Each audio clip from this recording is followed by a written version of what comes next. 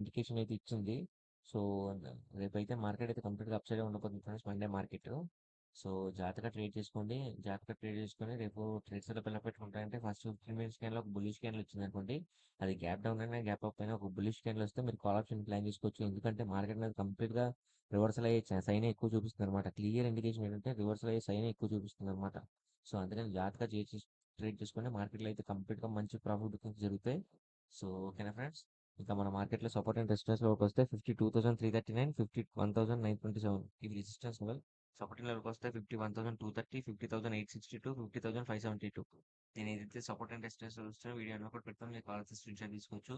అంటే చాలా మంది అడుగుతారు ఈ లెవెల్ బ్రేక్అవుట్ అవ్వలేదు కదా! మనం కాల్ ఆప్షన్ ఎలా ఎలా తీసుకోవచ్చు అని.